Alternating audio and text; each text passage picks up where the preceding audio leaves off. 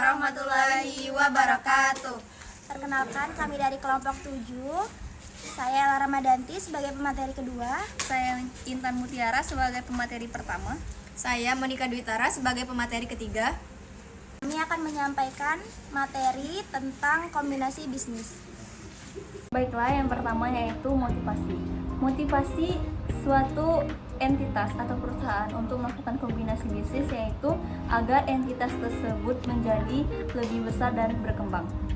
Nah, secara khusus motivasi kombinasi bisnis itu yang pertama menjadikan entitas atau perusahaan itu menjadi lebih besar. Yang kedua itu menghindari pengambil alihan oleh entitas lain. Kan dengan adanya kombinasi bisnis ini akan memperkuat perusahaan tersebut sehingga tidak mudah diambil oleh entitas lain. Yang ketiga yaitu mensinergikan sumber daya yang dimiliki. Nah, dengan adanya kombinasi bisnis ini akan menambah kekuatan dari perusahaan itu sendiri, mulai dari karyawan bertambah, aset dan lainnya. Dan keempat itu meningkatkan kebanggaan suatu entitas. Berhasilnya kombinasi bisnis ini, maka dari pihak pemangku kepentingan itu akan merasa bangga, begitu pula dengan karyawan dan lainnya. Yang kelima yaitu kompensasi yang diterima manajemen lebih besar. Nah, di setiap perusahaan kan ada tujuannya. Nah, dengan berhasilnya kombinasi bisnis ini, para manajer akan mendapatkan bonus. Nah, yang kelima yaitu adalah kompensasi yang diterima manajemen lebih besar. Nah, manajemen biasanya mendapatkan bonus atau insentif jika telah berhasil melakukan kombinasi bisnis. Nah, selanjutnya itu keuntungan kombinasi bisnis yaitu pemegang saham atau investor akan memperoleh hasil yang lebih besar dibandingkan pada saat entitas tersebut belum melakukan kombinasi bisnis. Nah, selanjutnya yaitu pengembangan bisnis. Nah, pengembangan bisnis ini dibagi menjadi dua yaitu internal dan eksternal. Nah, di internal ini itu mencakup pembentukan cabang baru atau anak perusahaan baru untuk memperluas pasar dan jaringan produksi. Yang selanjutnya itu secara eksternal yaitu pengembangan dilakukan melalui entitas lain.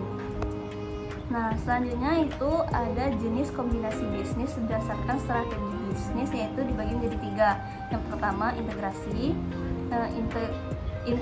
yang pertama itu integrasi vertikal, integrasi horizontal, dan konglomerasi.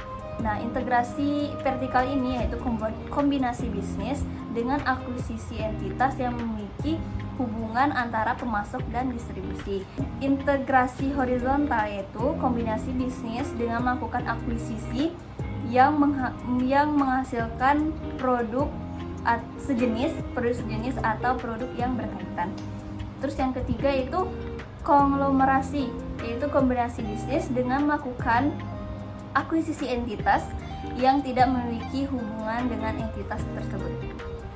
Selanjutnya yaitu ada jenis kombinasi bisnis berdasarkan bentuk entitas. Ada tiga yaitu merger, konsolidasi, dan akuisisi. Nah, yang pertama yaitu merger, yaitu kombinasi bisnis yang dilakukan dengan menggabungkan dua entitas atau lebih, di mana entitas yang diakuisisi itu dibubarkan dan semua aset dan liabilitas akan diambil oleh pihak yang mengakuisisi. Nah, konsolidasi yaitu kombinasi bisnis dengan membentuk entitas baru dan mengambil alih semua aset dan liabilitas entitas yang bergabung. Nah, yang ketiga yaitu akuisisi, yaitu kombinasi bisnis dengan membeli kepemilikan entitas yang diakuisisi. Namun, entitas itu tetap berdiri, hanya saja dikendalikan oleh pihak yang mengakuisisi. Nah, itu selanjutnya itu berdasarkan metode akuntansi, yaitu ada dua, yaitu metode pooling of interest atau penyatuan kepentingan dan metode purchase atau pembelian atau akuisisi. Nah, pertama itu metode pooling of interest atau penyatuan kepentingan, yaitu dalam metode ini masing-masing pihak akan menyatukan kepentingan bisnisnya sehingga tidak memerlukan penilaian ulang aset dan liabilitas entitas yang bergabung. Dua yaitu metode purchase atau pembelian atau akuisisi. Dalam metode ini, dasar pencatatannya adalah nilai wajar pada tanggal akuisisi. Karena kombinasi bisnis dianggap sebagai pembentukan entitas baru, sehingga dilakukan penilaian atas aset neto dan entitas yang bergabung. Baiklah, saya akan menjelaskan materi yang kedua, yaitu tentang standar akuntansi kombinasi bisnis. Nah, perkembangan PSAK 22, sebelumnya itu kombinasi bisnis itu diterangkan di PSAK 22 tentang penggabungan usaha. Lalu PSAK 22 sekarang yaitu adaptasi dari IFRS 3. Nah, perbedaannya itu yaitu yang sebelumnya itu menggunakan parent teori, yang sekarang itu menggunakan entity teori. Untuk parent teori itu menganggap konsolidasi sebagai perpanjangan entitas induk, sedangkan entity teori itu menganggap entitas konsolidasi sebagai satu entitas tersendiri yang dimiliki oleh induk. Nah, yang selanjutnya yaitu restrukturisasi entitas si pengendali atau RES yang diatur oleh PSAK 38 tentang kombinasi bisnis entitas si pengendali. Nah, RS ini merupakan pengalihan bisnis yang dilakukan dalam rangka reorganisasi entitas-entitas yang berada dalam satu pengendalian atau satu kelompok usaha yang sama. Nah, RES ini diakui pada jumlah tercatat berdasarkan metode penyatuan kepemilikan. Nah, selanjutnya yaitu aspek perpajakan dalam kombinasi bisnis. Pajak itu harus dibayar oleh pihak yang melakukan pengalihan. Misalkan yang dialihkan itu tanah atau bangunan, maka dikenakan pajak final yaitu 5% dari atas nilai jual. Sedangkan jika bukan tanah atau bangunan, maka akan dikenakan pajak penghasilan sebesar keuntungan dari selisih nilai wajar dengan nilai buku. Nah, selanjutnya yang kedua itu ada kombinasi bisnis dan pengendalian. Proses mengombinasi bisnis itu adalah proses di mana terjadinya pembelian entitas yang sudah ada untuk digabungkan dengan entitas yang sudah ada. Yang pertama yaitu pengendalian. Menurut PSAK 65, investor itu mengendalikan investe atau entitas ketika investor terekspos atau memiliki hak atas imbal hasil variabel dari keterlibatannya dengan investe atau entitas tadi. Yang kedua, bisnis. Bisnis itu adalah suatu rangkaian terpadu dari kegiatan dan aset yang mampu diadakan dan dikelola dengan tujuan memberikan hasil dalam bentuk dividen, biaya yang lebih rendah atau manfaat ekonomi lainnya. Selanjutnya yaitu identifikasi kombinasi bisnis. Nah, menurut PSAK 22, melakukan pencatatan transaksi pada kombinasi bisnis harus menggunakan metode akuisisi. Sehingga syarat yang harus dilakukan adalah yang pertama, mengidentifikasi pihak pengakuisisi, yang kedua, menentukan tanggal akuisisi, yang ketiga, mengakui dan mengukur aset teridentifikasi yang diperoleh liabilitas yang diambil alih dan kepentingan pengendali pihak yang diakuisisi. Lalu yang terakhir yaitu pengakuan dan pengukuran goodwill atau keuntungan dari pembelian dengan diskon.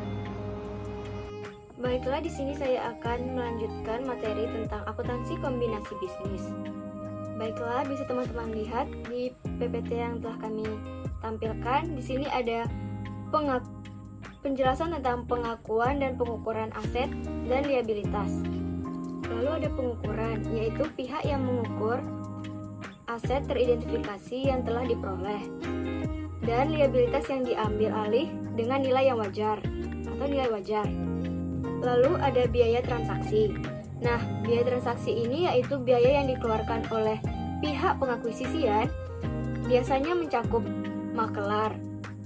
Baiklah, saya akan sedikit menjelaskan tentang apa sih itu makelar. Jadi, menurut KBBI, makelar adalah pihak, orang, atau badan hukum dengan perantara perdagangan. Nah, makelar ini tugasnya sebagai perantara berjual beli untuk orang lain. Apakah teman-teman sedikit paham? Jadi dia itu seperti perantara antara berjual beli untuk orang lain. Nah, selain makelar tadi juga ada biaya advis, akuntansi, hukum, penilaian, dan biaya. Nah, jadi biaya-biaya tersebut inilah yang diakui sebagai beban pada periode yang terjadi pada saat itu, dan jasa yang diterima pada saat itu juga. Lalu ada imbalan yang dialihkan. Nah, jadi dalam kombinasi bisnis, pihak yang mengakuisisikan akan membayar dalam bentuk tunai atau kas kepada pihak yang diakuisisikan. Selanjutnya ada goodwill. Nah, goodwill itu terbentuk jika ada kombinasi bisnis, pihak pengakuisisian melakukan penggabungan usaha. Nah, maka akan timbul selisih antara nilai perolehan dan nilai wajar. Jadi, selisih itulah yang disebut dengan goodwill. Selisih antara nilai perolehan dan nilai wajar. Jadi, selisihnya itu ya teman-teman yang disebut dengan goodwill. Nah, lalu ada pembelian diskon.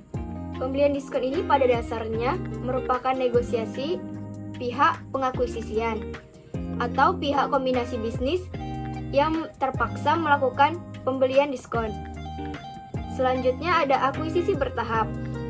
Nah, akuisisi bertahap ini terjadi jika proses akuisisi tidak dilakukan secara sekaligus, tetapi pihak akuisisi telah memiliki hak atas kepemilikan.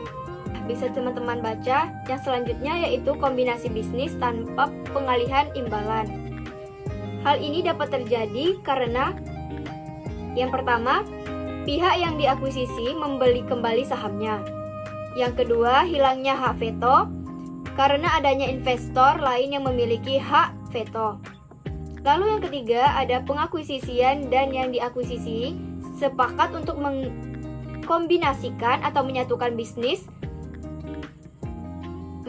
bisnis-bisnisnya dengan kontrak semata. Nah, lalu di slide selanjutnya saya akan sedikit menjelaskan tentang penyajian dan pengungkapan. Yang pertama ada penyajian. Di dalam penyajian, akuisisi terdiri dari dua jenis. Yang pertama, akuisisi aset neto, dan yang kedua, akuisisi saham. Nah, baiklah, saya akan sedikit menjelaskan, yaitu pada akuisisi aset neto, merger dan konsolidasi seluruh aset teridentifikasi dan liabilitas pihak yang diakuisisikan langsung diakui secara individual pada nilai wajarnya. Selanjutnya ada pengungkapan. Bisa teman-teman lihat sendiri, di sini mengambil berdasarkan PSAK tahun 2022.